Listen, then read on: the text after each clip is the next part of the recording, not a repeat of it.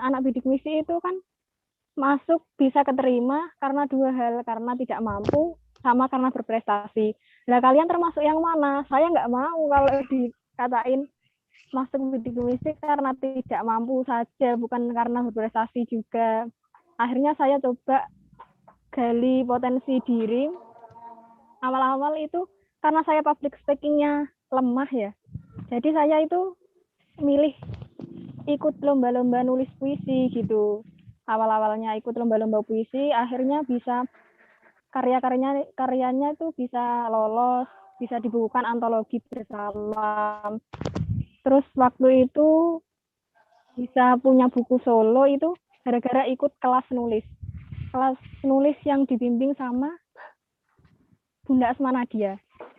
Dari situ dibimbing nulis 30 hari sampai jadi buku solo itu. Jadinya ya awal motivasinya karena perkataan Pak Hendy tentang persepsi anak bidik misi masuknya gara-gara apa. Lalu saya ingin bertanya misalnya Nailu, dalam perjalanan menulis bukunya itu kan itu berarti isinya tentang beberapa permainan seperti itu nggak Sada? Permainan dalam mengajar bahasa Arab. Itu permainannya semuanya apakah antum yang mencari atau itu juga diinspirasi teman-teman antum lalu dikumpulkan seperti itu? Oke. Kalau sudah pernah membaca buku itu akan tahu bahwa sebenarnya semua permainan di situ memang bukan murni dari kita nyari sendiri, itu bukan ya Mbak. Tapi kalau saya tuh berprinsip begini, sebenarnya tidak ada sesuatu yang benar-benar baru. Maksudnya misalnya ketika kita melihat ada permainan di dalam bahasa Inggris, oh sebenarnya bisa loh kita modifikasi, kita duplikasi ke dalam bahasa Arab gitu ya. Atau tadi memang punya teman-teman gitu ya, dengan oh misalnya dia punya permainan seperti ini, lalu kita modif untuk yang lain gitu ya. Jadi seperti itu Mbak. Jadi memang tidak benar-benar murni kita saya menciptakan permainan sendiri, itu tidak. Jadi kalau kami waktu itu berpikir idenya itu berserakan di mana-mana. Maksudnya ketika kita melihat misalnya permainan cublek-cublek suweng, ya itu sebenarnya bisa aja kita pakai untuk di dalam pembelajaran bahasa Arab. Jadi dari hal-hal yang sederhana, hal-hal yang biasa kita lihat di kehidupan sehari-hari gitu ya, bisa jadi ide untuk permainan pembelajaran sebenarnya. Gitu Mbak Vina. Lalu kalau untuk Ustaz Munir sendiri itu berarti bentuknya seperti kamus gitu nggak Ustaz? Iya, ya Mbak Vina udah pernah lihat atau belum ini? Belum. Belum pernah. Ya. Belum. Kamusnya seperti kamus saku ya, kamus saku.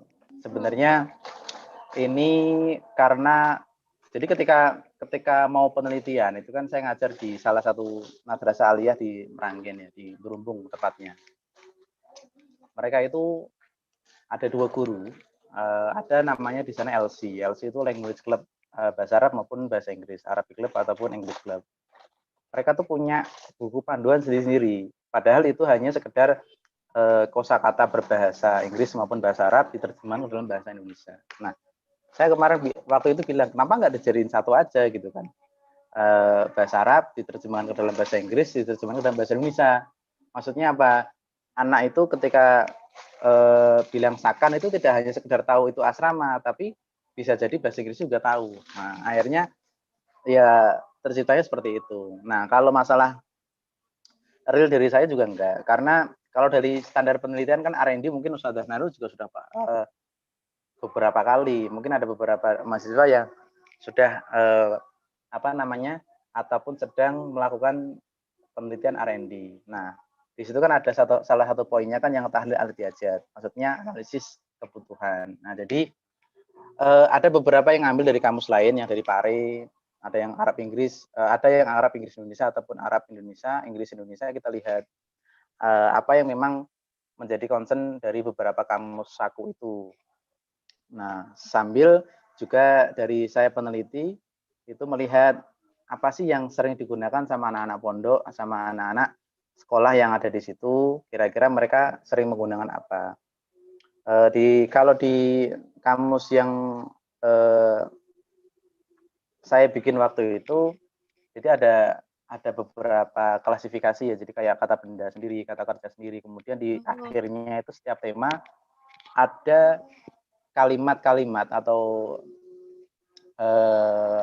apa ya, seperti ungkapan-ungkapan yang sering digunakan sama anak-anak pondok ataupun siswa-siswi yang ada di sekolah situ. Ya mungkin ketika di kelas itu nanti ungkapan apa aja yang mereka gunakan. Nah, itu nanti itu yang termasuk tahlil hajat, yang termasuk analisis kebutuhan seperti itu. Tapi kalau yang kata-kata yang lain juga referensinya di kamus saku yang lain karena banyak. Apalagi background saya kan dulu pernah ke Pare, pernah ke kampung Inggris, jadinya sudah punya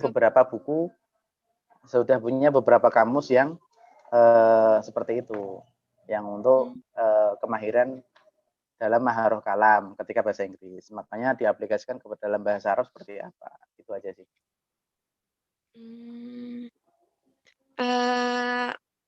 Kalau untuk Mbak Putri sendiri, itu bagaimana Mbak Putri? Berarti semua tulisan-tulisan antum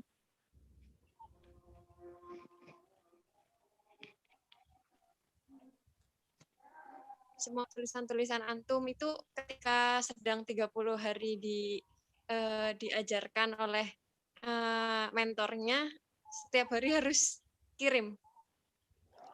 Iya, benar. Setiap hari itu minimal harus store 300 kata. 300 kata dalam bentuk cerita gitu. Tapi biasanya saya store-nya sehari 1000. Sehari 1000 kata. Bisa lebih sih biasanya. Soalnya kan kalau harian ada kuliah, ada sibuk kuliah. Jadinya saya hanya bisa nulis pada hari Sabtu sama Minggu. Jadi Sabtu sama Minggu dimaksimalin buat cerita, terus Senin sampai Jumat kan udah punya stok cerita gitu buat di-publish di aplikasi.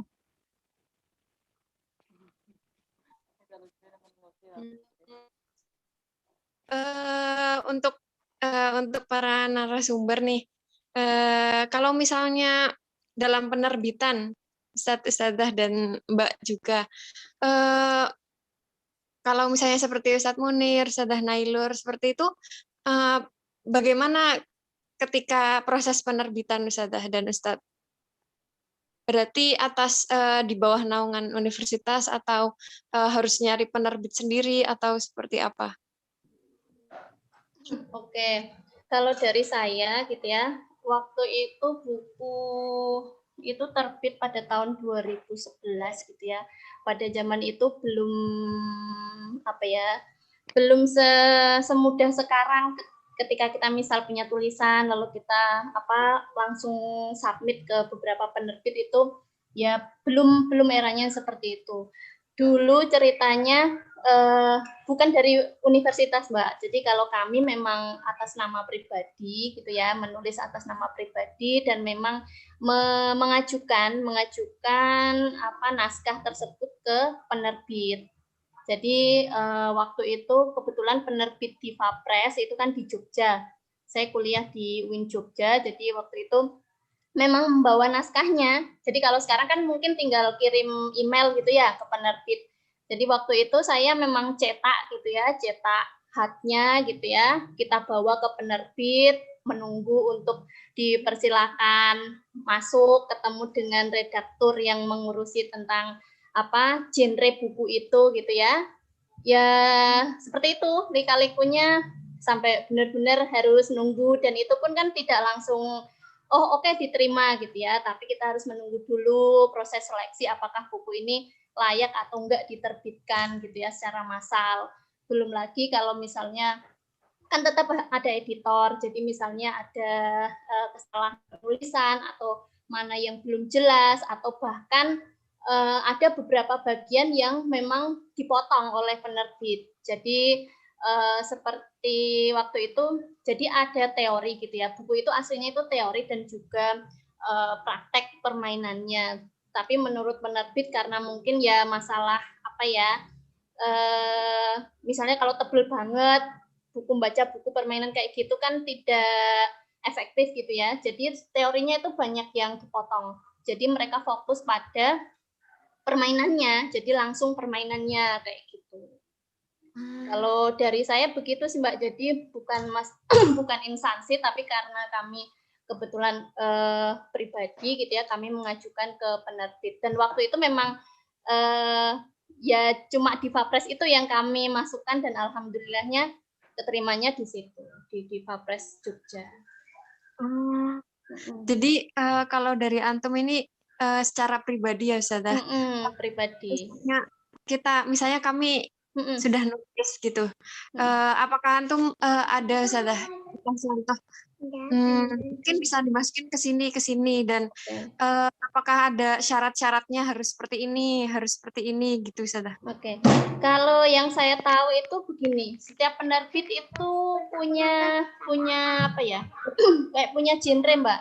Misalnya buku-buku terbitan Gramedia itu biasanya buku-buku yang berat, maksudnya buku-buku yang memang apa ya, penulisnya itu bukan penulis yang mereka submit, tapi biasanya malah penulis itu yang diminta untuk menulis oleh penerbit, gitu ya. Atau misalnya penerbit, ada beberapa penerbit yang memang dia fokus kepada tulisan-tulisan filsafat misalnya, atau tulisan-tulisan genre agama Islam misalnya, keagamaan, atau tentang pembelajaran, atau misalnya kayak 3 Serangkai itu kan biasanya buku-buku pelajaran ya, meskipun 3 Serangkai pun punya imprint, maksudnya punya anak perusahaannya, jadi ada genre untuk anak-anak, genre untuk keagamaan, buku sekolah. Jadi kalau mau masukkan ya berarti harus pahami dulu penerbit itu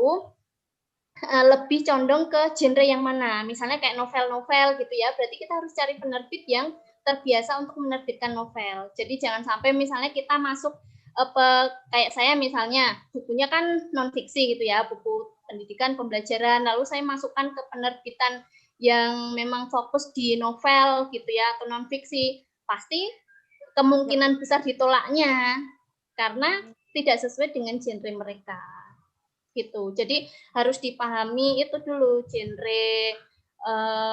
Jadi penerbitnya itu condong untuk menerbitkan buku-buku apa. Biasanya seperti itu yang saya pahami. Lalu untuk pemasarannya Ustazah? Pemasarannya karena kami kan modelnya royalti, jadi kami tidak bertanggung jawab atas itu. Jadi semua itu sudah lepas. Jadi kami tanda tangan kontrak, royaltinya berapa per eksemplar. Mereka sendiri yang memang menjualkan gitu ya, distribusinya mereka. Kecuali misalnya pernah beberapa, misalnya ada undangan untuk waktu itu ada undangan untuk bedah bukunya gitu ya. Jadi jadi pihak penyelenggara itu biasanya pesan berapa gitu ya, karena biasanya kalau bedah buku kan habis itu beli buku gitu ya. Jadi kita bisa hubungi pihak penerbitnya, oh Mas ini ada pesanan sejumlah segini kayak gitu, itu bisa. Jadi kita nggak memasarkan sendiri kalau kami waktu itu.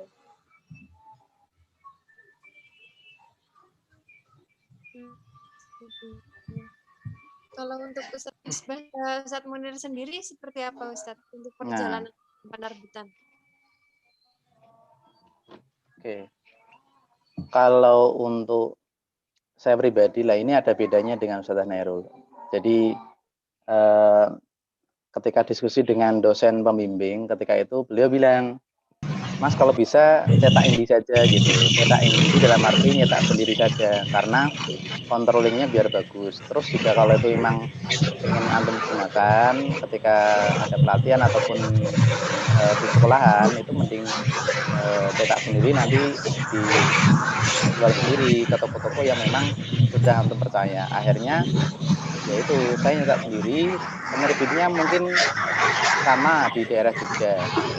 Kalau itu namanya BAT kalau nggak salah namanya. Jadi diurus sama pihak sana, saya store beda ya versi Ustazah Nailur ketika itu harus pakai hardshell kan, kalau saya sudah pakai sovel, kirim ke Jogja, cetak. Nah, ya kita masukin ke toko-toko tuh secara pribadi, jadi saya harus ke toko ini dan sebagainya. Kayak di Pare itu sudah ada dua toko yang jualin kamus saya, karena kan kalau di Pare profitnya lebih tinggi karena mereka pasti butuh. Kalau di seperti yang di Semarang di kan mungkin tidak begitu besar peminatnya. Kalau di Pare kan emang sudah sana pasti mau belajar bahasa Arab ataupun bahasa Inggris. Jadi kemungkinan besar mereka butuh kamus itu. Ya paling itu, terus pesanan beberapa sekolah. Jadi hanya maksudnya kita nyetak sendiri, tidak ada ini bedanya dengan Ustazah Nailur. Jadi kita nggak mengajukan untuk diterbitkan tunda, tapi kita modal sendiri, cuman pakai penerbit mereka, kita minta uruskan ke ISBN dari pihak mereka. Itu mungkin.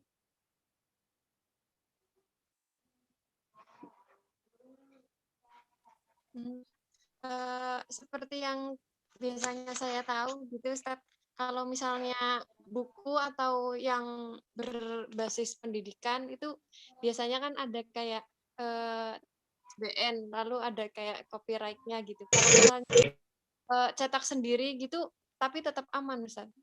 Enggak, maksudnya gini, cetak sendiri dalam arti itu biaya sendiri ya. Kalau Ustazah Nailur kan dibiayai sama mereka karena ada tekan kontrak. Nah, kalau saya kan maksudnya cetak sendiri itu, yaitu istilah itu dapat dari dosen saya, dicetak indie saja Mas gitu, karena nanti biar controllingnya bagus. Beliau dengan pengalaman beliau yang nyetak pakai penerbit, royaltinya menurut beliau ya, ini mungkin beberapa penerbit juga berbeda. Menurut beliau royaltinya nggak begitu jelas, maksudnya pembagiannya nggak transparan menurut beliau. Akhirnya mengasih saran ke saya seperti itu. Mending dicetak indie, walaupun yang ngurus mereka tapi biaya dari kita. Jadi yang ngurus ISBN tetap mereka, tetap dari pihak penerbit yang ngurus untuk ISBN. Jadi kalau misalnya antum indie seperti ini pribadi, berarti antum sudah tahu dong berapa kamus yang sudah tercetak gitu sampai saat ini udah sampai berapa Ustaz? Kalau sementara saya waktu itu kan hanya nyetak 1000 eksemplar ya. Wow. Jadi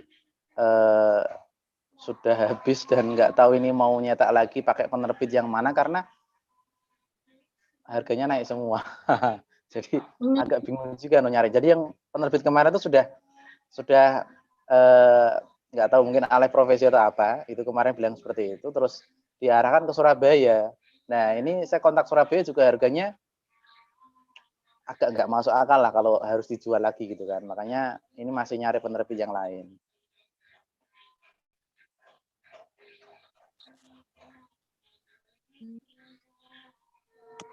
Mungkin nanti di akhir kalau Mas Akbar mau ngasih tambahan, monggo. Mas Akbar juga, saya sering sharing sama Mas Akbar ketika ketemu itu masalah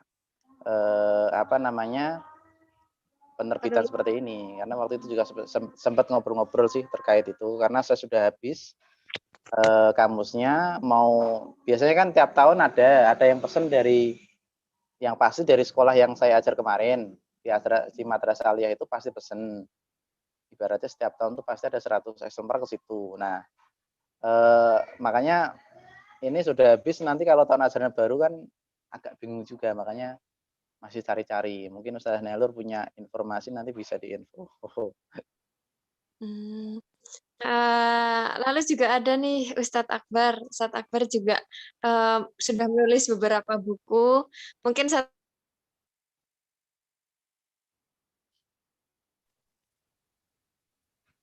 Ayo Mas Akbar. Bisa sharing tentang bukunya, perjalanan menulisnya seperti apa, dan kaget saya. Terbitannya. Lagi sambil tiduran. Tuh kalau kuliah itu kaget dosennya nunjuk nama, ayo Zainuddin, bikin videonya. Iya itu. Gitu ya. Benar. Kaget. Ya. Ya karena ini ya. Masih nyimak dah, saya dah. Gimana tuh videonya dimatiin no? Di kamar udah.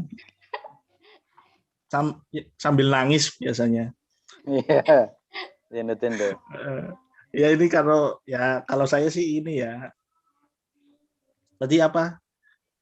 Apa Mbak Vina? Ini Ustaz pengen tahu bagaimana antum ketika perjalanan menulis dan sampai terbitan. Oh, iya kalau saya tuh gini dulu sama seperti Ustazah Nailur dulu buku saya terbit pertama itu Diva Press Jogja itu ya. Oh, Diva Press Jogja. terkenal biasa. Jadi gimana? Diva Press itu terkenal nggih? Ya terkenal nggih, internal nggih. Ditanya Mas Akbar. Habis ini Ya. Mbak Vina tuh searching di Diva Press. Diva Kenal Press. nggak Mas Akbar tuh? Jadi ini karena apa namanya?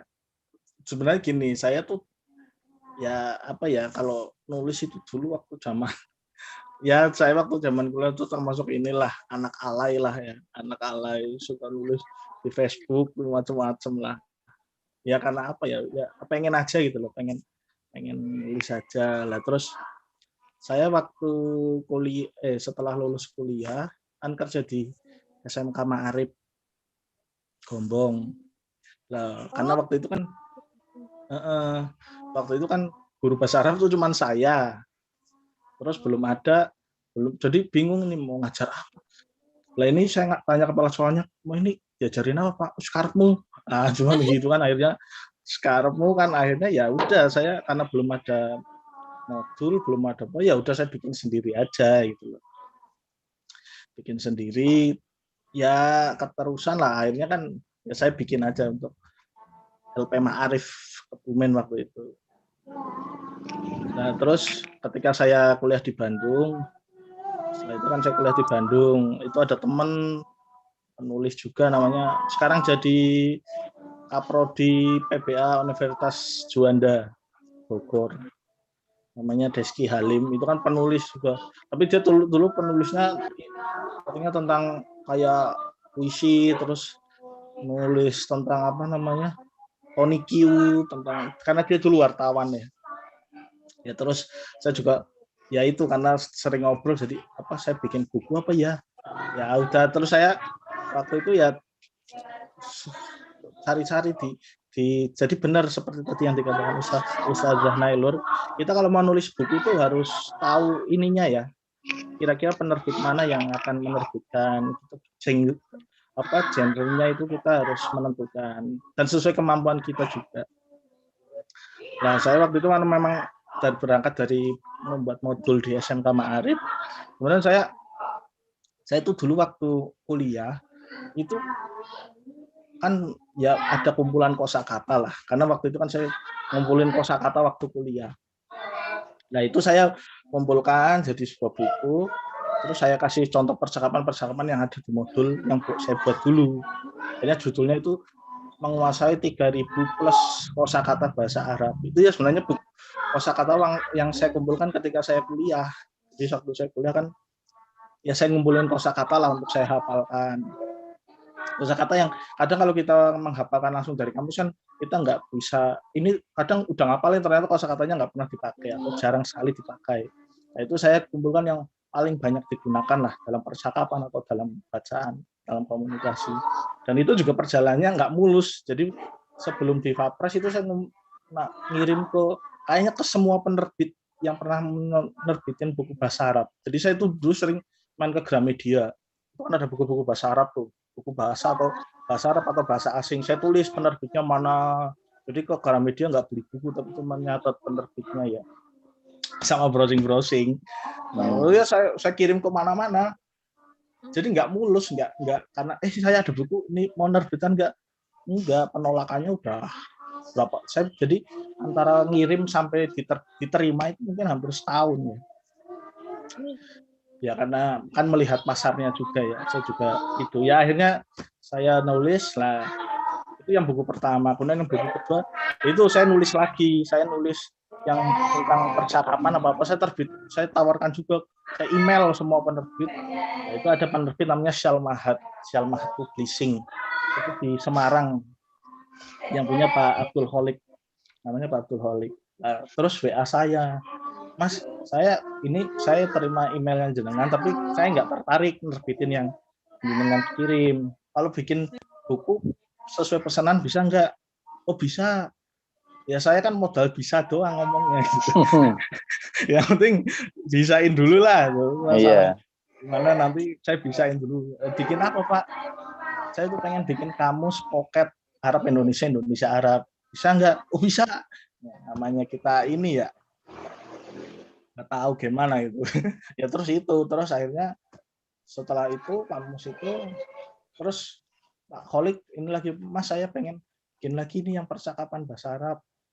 Bisa nggak? Ya bisa, saya ambil lagi yang judulnya 3 langkah jitu menguasai percakapan bahasa Arab. Terus tanya lagi, Mas kalau bikin buku umum bisa nggak?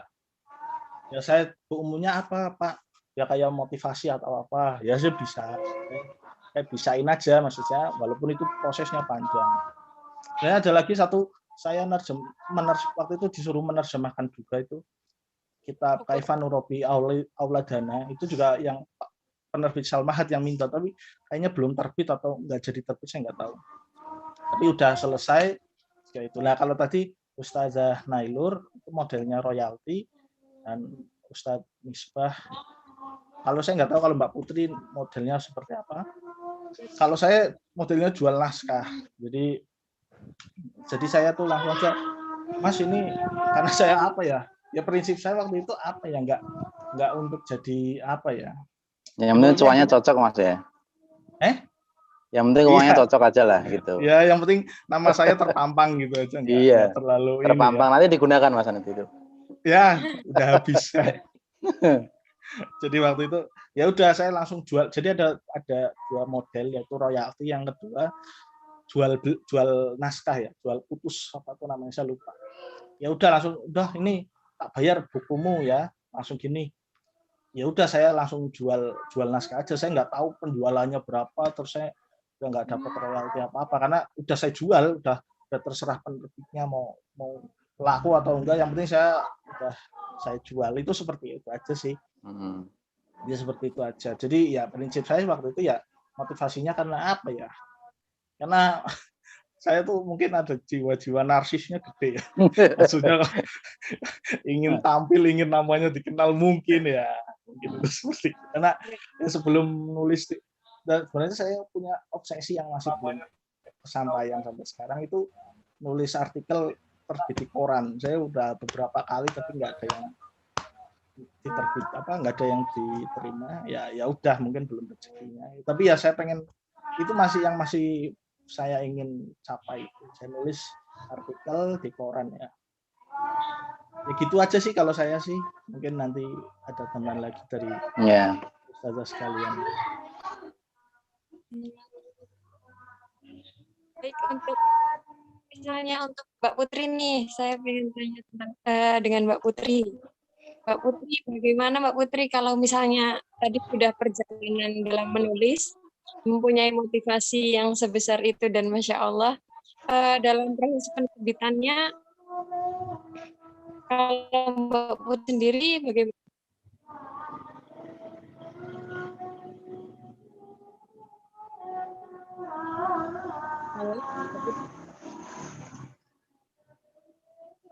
Mbak Putri dengar saya?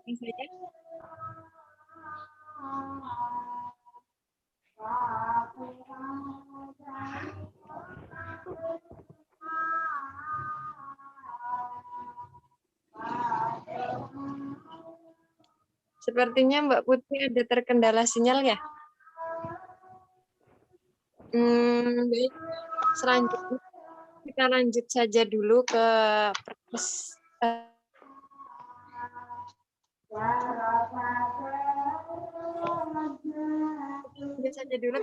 musiknya jawab. Saya akan buka 2 sesi tanya jawab. Untuk sesi pertama, silahkan yang mau tanya. dan membuka fasilitas suaranya dengan menyebutnya angkatan juga pertanyaan. Silakan.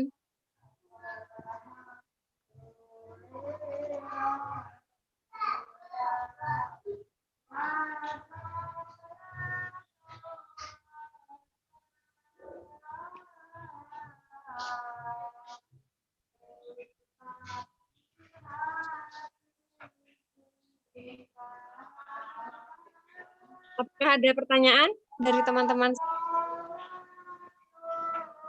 Saya yang mau tanya, saya coba. Ini saya mau tanya Mbak Putri ya, Mbak Putri. Oh, silahkan. Oke, Mbak Putri ini kan nulisnya apa? Kayak puisi ya? Novel sama puisi ya. Novel.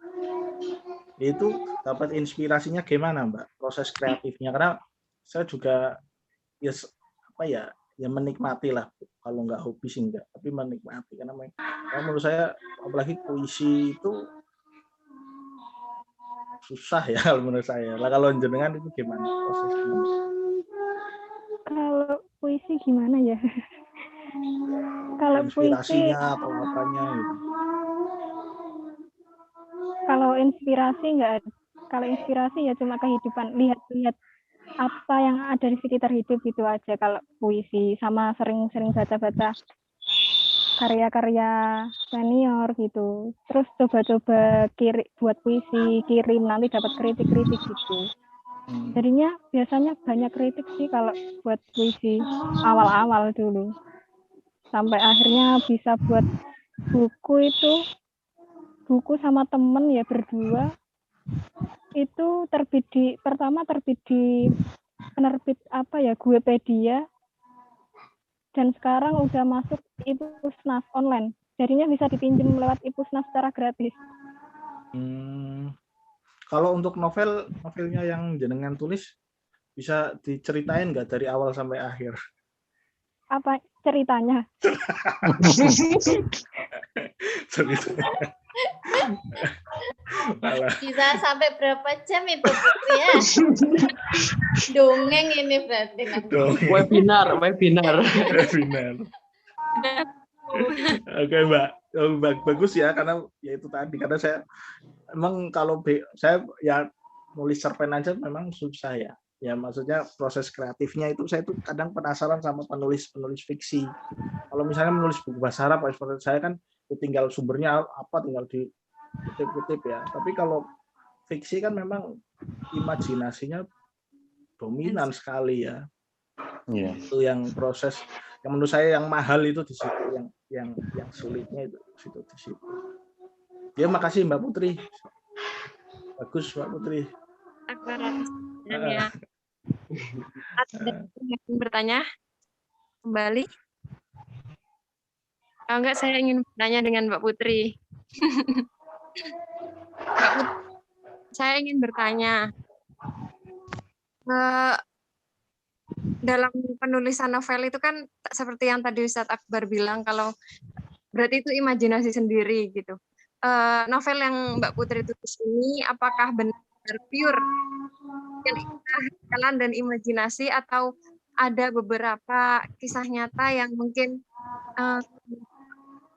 ditemui oleh Mbak Putri kemudian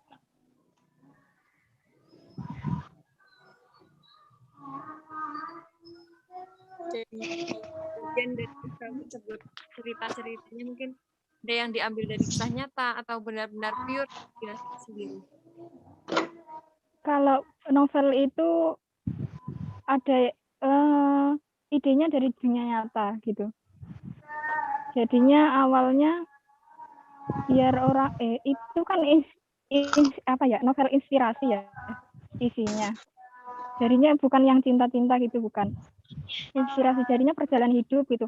Tapi setting tempat setting tempat sama yang lain-lain itu dibuat real gitu.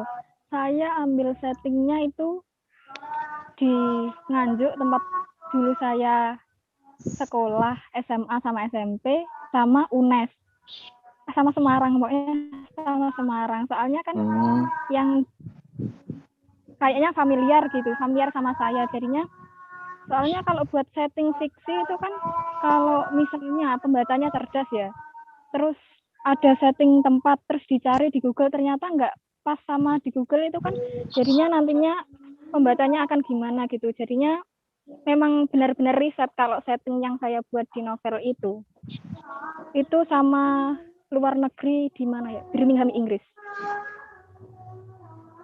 Lalu ketika Mbak Putri ini dimentori, sedang dalam proses menulis ini kan ada mentor. Iya. Boleh di-share apa sih yang harusnya kiat-kiat dalam kita menulis, apalagi menulis fiksi non fiksi ya. Sesuatu yang seperti itu yang kayaknya kalau buat novel itu kan kayak nggak cukup hanya untuk sendiri gitu kan.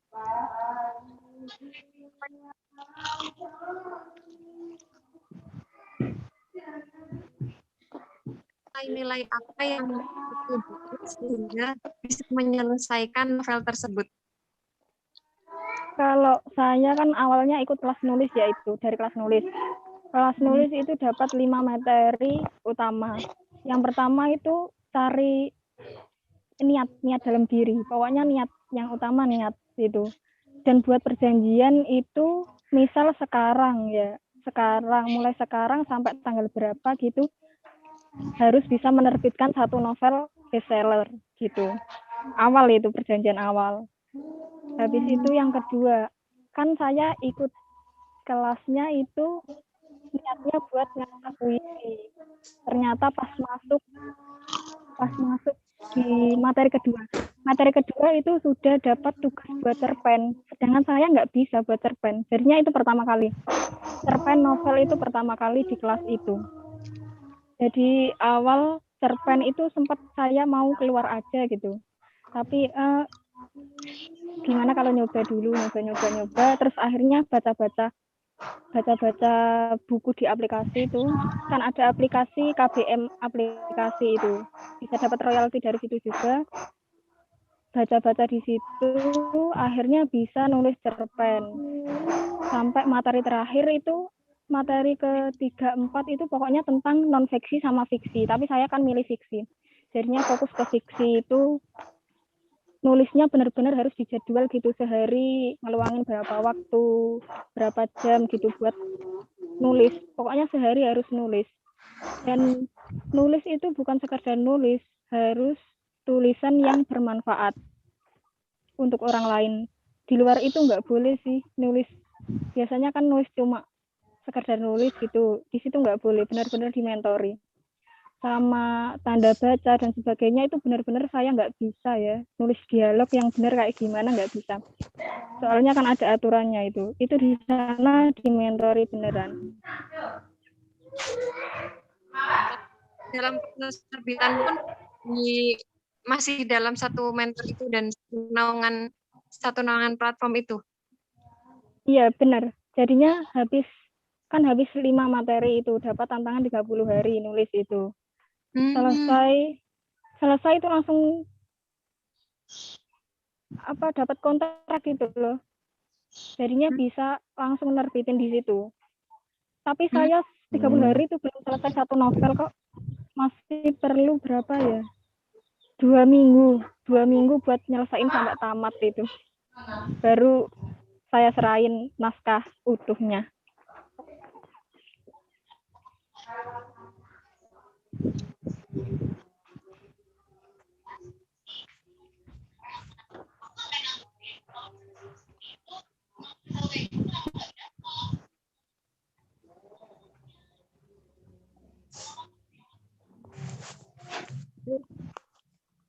Selanjutnya, apakah ada pertanyaan kalian? Apakah ada pertanyaan?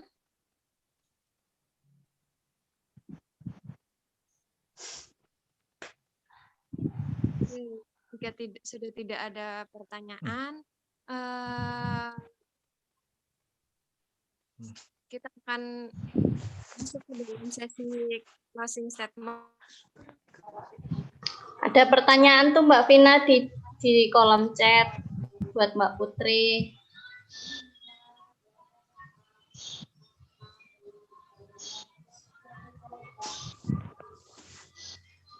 Sebelum kita tutup acara ini, saya dan teman-teman ingin sekali mendengar pesan juga kiat-kiat para narasumber kepada peserta yang ingin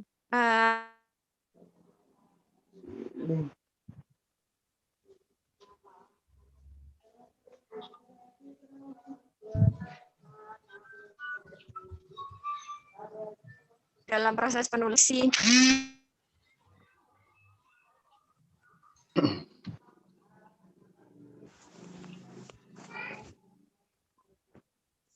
Mbak Vina suaranya putus-putus ya? Ya, sudah tiba-tiba ada yang telepon. Apa headsetnya digoyang-goyang dulu, Mbak? Sinyalnya nyangkut di kabel. Ada yang tanya loh Mbak Vina di kolom chat. Tadi kan ini saja saya termasuk jadi chatnya kosong. Mbak Dewi tuh nanya Mbak Putri. Apa itu? Setelah selesai ikut kelas menulis, setiap harinya tetap menulis. Gimana jadi moderatornya saya? Saya OTW bertanya juga ya. Giliran udah ditutup, mau nanya Zainuddin ki. Nanti udah. Capri. Biasanya ya WA kok Zen. Oh ya udah. Silakan Mbak Putri.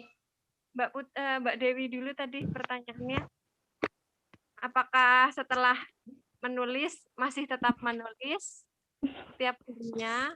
Apakah Mbak Putri nulis di Wattpad juga? Silahkan Mbak Putri boleh menjawab. Setiap hari tetap menulis ya. Ini ongoing 2 novel My First Love Ayahku sama apa satunya Teror Pembantu Rumah Tangga. Teror Pembantu Rumah Tangga. Yang satu yang judulnya sadis ya. Judulnya ngeri. Coba yang teror ganti kata azab aja, Mbak. Nanti yang teror kayaknya Mas Sabar pesen 1 langsung itu request.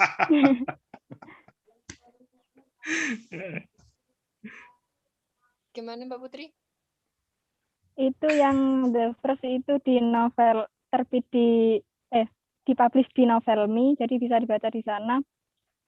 Yang Teror itu di KBM Up. Kalau di Wattpad enggak ya, enggak nulis di Wattpad.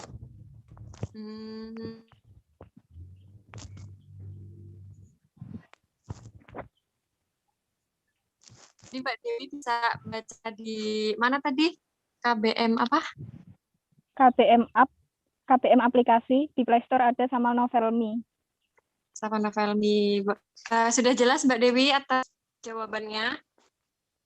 Tadi pertanyaan lagi dari Mas Zain ya? Enggak jadi saya. Nanti sowan Ustaz Zain, sowan Mas Akbar sama sowan Mas Misbah aja pertanyaannya.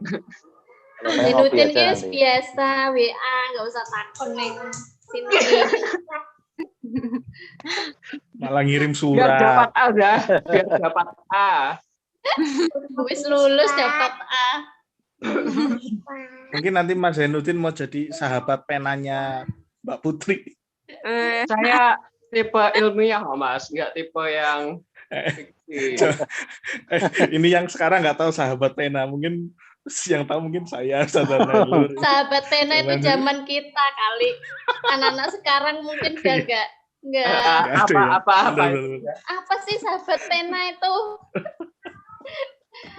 Sahabat pena. Anak-anak sekarang mungkin nggak ngerasain surat-suratan gitu ya. Iya. Saya dulu sering surat-suratan udah di pondok aja. Suratan kan siapa Zen? Surat teguran paling. Kalau di suratnya biasanya bales kok ya. Surat izin nggak masuk sekolah. Surat teguran paling. Surat itu kali belum bayar SPP.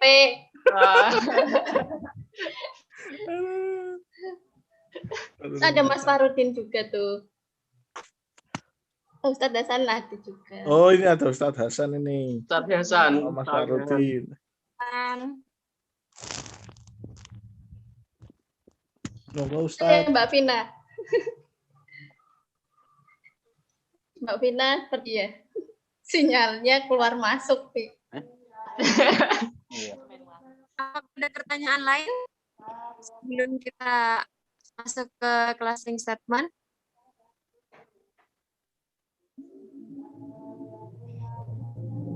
Tidak ada, Mbak. Baik, selanjutnya sebelum kita tutup acara kita pada siang hari ini, kami meminta pesan juga motivasi kepada para narasumber.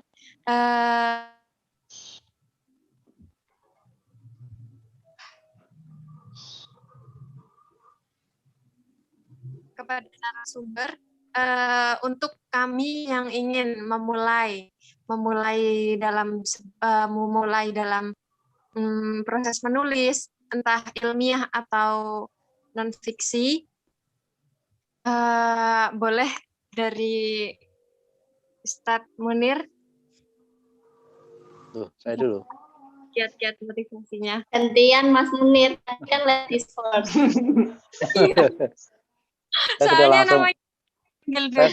Saya sudah siap-siap untuk mendengarkan Ustazah Nailur Pedalo.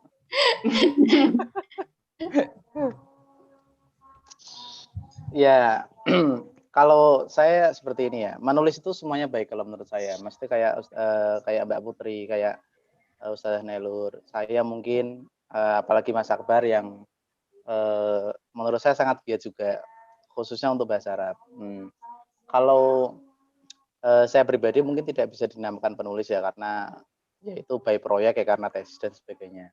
Nah, kalau saya tuh berpesan ke ya anak PPA, khususnya anak-anak PPA maupun yang sekarang ini sedang proses skripsi ataupun sedang kuliah. Kalau menurut saya itu ya ini motivasi untuk saya sendiri juga, untuk giat untuk menulis, tapi yang kalau bisa untuk fokus ke bahasa Arabnya tuh masih sangat sedikit ya. Jadi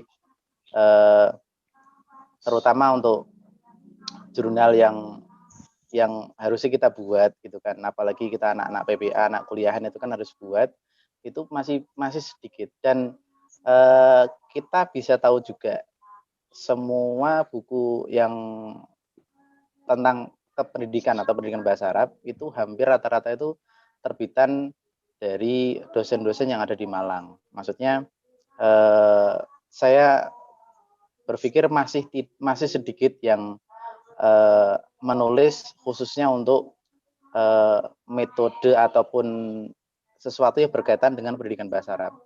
Banyak kendala-kendala di luar, bagaimana cara mengajar dan sebagainya, itu masih banyak kendala. Saya sering sharing sama Mas Akbar. Kita sering dapat kayak problematika mengajar yang baik seperti apa dan sebagainya masih banyak, dan apalagi di luar Jawa itu masih banyak sekali. Ya, kalau bisa mungkin menulisnya untuk lebih cenderungnya khusus ke bahasa Arab. Jadi bagaimana cara mengajar yang baik untuk bahasa Arab atau buku-buku yang terkait bahasa Arab itu mungkin lebih digalakkan lagi, karena menurut saya sangat sedikit yang menulis, apalagi di daerah selain Malang ya, ataupun selain Jogja, itu masih sangat sedikit untuk bahasa Arab. Mungkin itu karena saya sebagai peneliti ketika itu juga agak sulit mencari bukunya. Jadi ketika mau cari referensi hampir rata-rata dari Malang.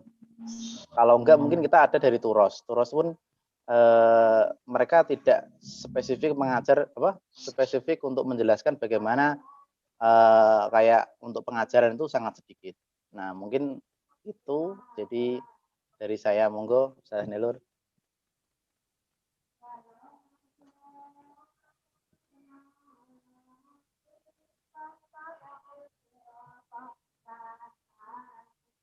Mbak Vina ini kayaknya kabur ini. Anda. Loncat-loncat Mbak Vina itu. Misalnya kepada Ustazah Nailur boleh menyampaikan pesan juga kiat-kiatnya. Oke, mungkin sebenarnya pesan ya karena jadi dalam rentang waktu 2011 sampai saat ini juga sebenarnya baru 2 buku itu gitu ya yang terbit dan memang belum ada buku lagi. Jadi saya salut sekali sama Ustadz Akbar yang rajin menulis gitu ya, memang produktif untuk menulis. Jadi sebenarnya mungkin pesan untuk diri saya sendiri juga gitu ya. Sebenarnya sih kalau menurut saya begini, setiap orang sebenarnya bisa nulis kok. Status itu kan nulis, status kan nulis ya. Nah, atau tadi kan ceritanya Ustadz Akbar kan seringnya kan nulis di Facebook gitu ya. Jadi bisa jadi sebuah tulisan itu sangat memungkinkan sekali. Oke, sebentar. Ya, aku pengen dengerin musik. Kalau saya boleh sedikit cerita, souvenir gitu ya, souvenir pernikahan saya pun bentuknya buku, dan itu juga memang kumpulan tulisan-tulisan di Facebook. Mungkin anak sekarang udah jarang ya Facebookan ya, Instagram ya. Kalau kita ya Ustadz Akbar ya masih zaman Facebookan, waktu itu masih ini. Jadi sebenarnya semua orang bisa menulis gitu ya. Cuma memang untuk sampai menjadi bisa diterbitin jadi seorang penulis itu memang butuh proses yang sangat panjang gitu ya. Apalagi kalau saya pribadi karena kebetulan nulisnya kan berdua ya, tim gitu ya. Berdua jadi 2 kepala. Jadi waktu itu juga kendalanya saya idenya saya seperti ini, idenya suami seperti ini, jadi kadang prosesnya nggak mudah gitu loh untuk sampai itu. Tapi apapun itu, mau menulis fiksi maupun non fiksi, menurut saya yang penting seneng dulu. Nulis itu yang penting seneng dulu. Jadi bukan hanya menulis sih, semuanya sih. Jadi kalau ada ungkapan kan love what you do what you love gitu ya. Jadi senengin apa yang kamu lakuin apa yang kamu senengin gitu ya. Dalam menulis juga seperti itu. Kalau memang senengnya nulis fiksi seperti Mbak Putri, ya dijalanin aja gitu ya. Kalau memang merasa, yang penting ukur kemampuan diri sendiri sih kalau menurut saya. Jadi kalau saya suruh nulis seperti Ustadz Akbar, Ustadz Misbah juga mungkin belum bisa karena fokus bidang yang disenengin mungkin tidak ke situ. Jadi lebih senangnya misalnya ke pembelajaran dan sebagainya. Dan sarannya Ustadz Misbah mungkin menurut saya juga bagus sekali sih. Sebenarnya hasil-hasil produk skripsi gitu ya, produk skripsi itu. Oke, jadi produk-produk skripsi tentang pengembangan metode, pengembangan strategi menurut saya sebenarnya bisa sangat bisa untuk menjadi sebuah buku gitu ya. Contohnya saja misalnya Zainuddin itu kan produknya kan R&D buku ya. Bisa sangat mungkin bisa gitu loh. Kita gitu ya, prodi PBA itu hasil skripsi itu bisa sangat mungkin untuk menjadi sebuah buku yang bisa bermanfaat untuk masyarakat banyak. Jadi ketika kita menulis terus kalau saya biasanya kan kalau saya tulisan buku gitu ya, nanti ada artikel yang mensitasi itu kan masuk ke email gitu ya. Rasanya tuh seneng gitu ya, oh tulisan saya kok ternyata bermanfaat untuk penelitian lain gitu ya. Atau kalau saya tuh pernah ketemu waktu itu di konferensi di Malang ya, ketemu dosen dari Kalimantan gitu ya. Oh ternyata ini Bu Nailur loh, saya baca bukunya gitu ya. Jadi kayak seneng gitu loh. Oh iya Pak, ternyata apa yang kita tulis itu bisa berguna bagi orang lain. Kalau saya sih gitu ya, mungkin pesannya ya pokoknya senengin apa yang mau ditulis gitu ya. Karena kalau sudah seneng itu nanti jalannya akan lebih mulus daripada misalnya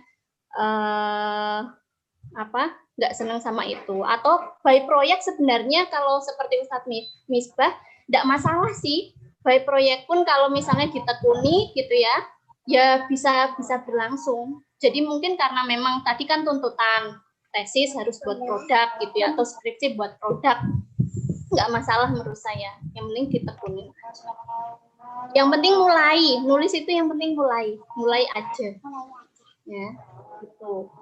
Dan ini sih kalau saya berdasarkan pengalaman ya, kalau Ustadz Akbar tadi kan putus kontrak ya. Mungkin sedikit sharing gitu ya. Maksudnya rugi dan untungnya ketika taken kontrak dengan penerbit. Menurut saya kalau putus kontrak itu kalau bukunya bagus itu rugi di kita, Ustadz Akbar. Yeah. Jadi maksudnya kita kan nggak tahu dicetak berapa, mereka yang untung. Sebenarnya bukan masalah finansialnya ya, tapi kadang itu sekarang mungkin banyak penerbit yang nggak tahu entah dari penerbitnya atau dari oknumnya ya. Kadang buku kita bisa jadi dibajak. Karena kalau saya boleh cerita gitu ya, kebetulan buku kami itu tahun ini sudah putus dari Diva Press gitu ya. Tapi ketika saya nyoba beli di Shopee gitu ya. Saya nyoba beli buku sendiri di Shopee itu, saya dapat buku itu cetakan pertama dan ternyata bukunya itu fotokopian. Jadi bukan buku asli saya gitu ya. Jadi saya tahu karena kalau yang asli cetakannya itu timbul gitu ya. Dan ternyata buku itu di Shopee masih beredar banyak dan waktu itu kan kami memang langsung komplain gitu ya, komplain ke penerbit. Ya komplainnya maksudnya kita tanya kenapa kok kami dapat buku yang seperti ini, apakah itu memang dari Diva atau memang ada oknum yang memang memperjualbelikan gitu ya, memperjualbelikan buku itu. Lalu akhirnya karena tidak ketemu, akhirnya tahun ini putus kontrak gitu ya. Jadi ini dua buku itu mungkin akan kita lempar ke penerbit lain. Jadi pengalaman juga memang ketika berurusan dengan penerbit itu ya banyak hal ya, karena kita kan sebagai hanya penulis, kita tidak tahu marketingnya seperti apa, distribusinya seperti apa gitu ya. Tapi kalau boleh saran, mungkin kalau teman-teman nanti mau menerbitkan indie boleh gitu ya, atau seperti Ustadz Akbar putus kontrak boleh, tapi pahami apa di teken kontraknya itu bilangnya seperti apa, itu harus benar-benar harus benar-benar diteliti satu persatu gitu ya, item poin-poin kontraknya itu. Gitu sih Mbak Vina.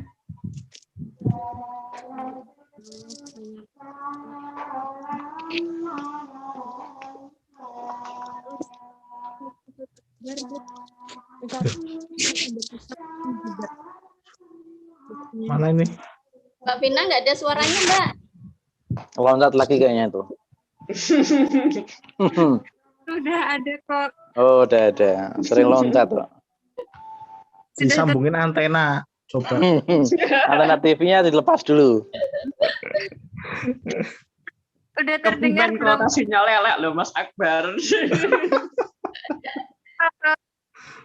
Banyak sinyalnya di Kebumen tuh. Lalu kepada sobat, mungkin ada pesan dan motivasi untuk kami. Iya. Jadi kalau saya tadi benar tadi Ustazah Nailur memang ya ada ini ya resikonya juga kalau putus kontrak. Satu hal yang membuat saya memilih untuk opsi beli putus itu ya karena gini, saya nggak yakin buku saya laku. Jadi ya udahlah, karena ya itu tadi karena saya sih gini. Bahkan sampai sekarang, jadi kalau saya sih gini ya, bahkan sampai sekarang saya udah nulis berapa buku ya. Ada 3 buku yang tidak saya terbitkan. Ya karena saya juga yakin ini nggak mungkin tembus, nggak ada penerbit yang mau menerbitkan, tapi saya nulis aja gitu. Maksud saya udah share di format PDF, saya share di grup WA. Ya apa ya, maksud saya ya itu apa sih ya, karena memang mungkin udah hobi atau gimana ya.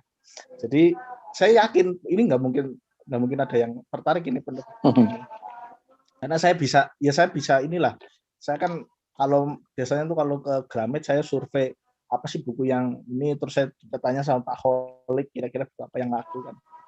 Itu juga saya juga tanya, Pak, kalau kayak gini kira-kira laku enggak? Wah, kayak ngene ya ora payu kata Mas. Ya udahlah, karena saya udah terlanjur nulis ya udahlah, paling enggak walaupun buku saya enggak terbit, ya kalau ada yang baca kemudian ambil manfaat ya alhamdulillah lah, paling tidak saya nggak berhenti berkarya lah. Ya. Karena apa ya, saya menulis tuh bukan karena gini, karena hobi aja sih. Jadi nggak terlalu kayak ada target apapun gitu loh. Saya cuman karena ingin aja karena. Jadi mungkin untuk teman-teman yang mungkin nggak mau menulis, memulai menulis ini, jadi saya pernah baca quote ya, saya lupa tapi dari siapa. Ini pembaca yang baik belum tentu penulis yang baik. Tapi penulis yang baik itu udah pasti pembaca yang baik ya. Saya lupa itu quote dari siapa.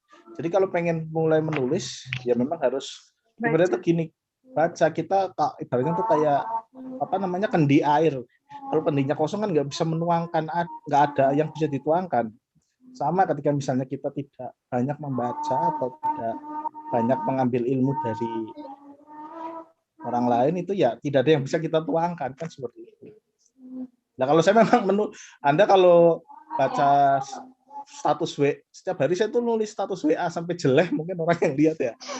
Di Facebook itu juga ada. Saya ya gimana ya, kayak ibarat itu kayak kalau nggak ditulis, apa yang saya pikirkan nggak ditulis itu kayak nahan bisul lah.